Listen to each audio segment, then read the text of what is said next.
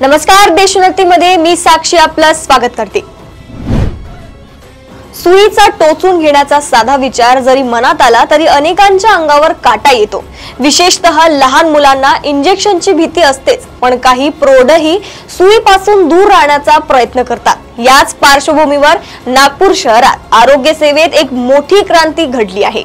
आता सुईशिवाय इंजेक्शन देण्याची प्रणाली नागपुरात सुरू झाली असून यामुळे उपचार अधिक सुलभ, वेदनारहित आणि सुरक्षित बनणार आहेत। सुप्रसिद्ध बालरोग तज्ञ आणि शासकीय वैद्यकीय महाविद्यालय रुग्णालयाचे वैद्यकीय अधीक्षक डॉक्टर अविनाश गावंडे यांच्या पुढाकाराने हे सुईमुक्त इंजेक्शन नागपुरात दाखल झाले आहे। डॉक्टर अविनाश गावंडे यांनी या तंत्रज्ञानाचे प्रात्यक्षिक करून दाखवले आहे। या नवीन पद्धतीत जेट इन्फ्युजन तंत्रज्ञान वापरले जाते। या तंत्राद्वारे औषध एका विशेष पिस्टल सदृश उपकरणाद्वारे त्वचेतून 4 सेंटीमीटर खोल मसल्स मध्ये प्रवेश करते।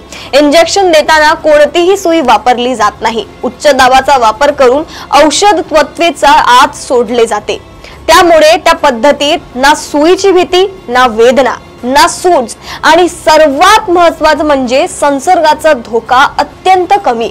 डॉक्टर गावंडे यांच्या म्हणण्यानुसार सामान्य इंजेक्शन मध्ये कधी-कधी नसांना इजा, टिश्यू डॅमेज किंवा संसर्ग होण्याची शक्यता असते, परंतु सुई विना दिला जाणाऱ्या इंजेक्शन मध्ये हे धोके जवळजवळ नाहीसे होतात। लहान मुलांपासून वृद्धांपर्यंत सर्व वयोगटांमध्ये ही पद्धत फायदेशीर आहे। या पद्धतीद्वारे इंट्रामस्क्युलर आणि सबक्युटनेस प्रकारच्या इंजेक्शन्स दिले जातात। विशेषतः लसीकरण, इन्सुलिन इत्यादींच्या वापरात याचे महत्त्व वाढत आहे।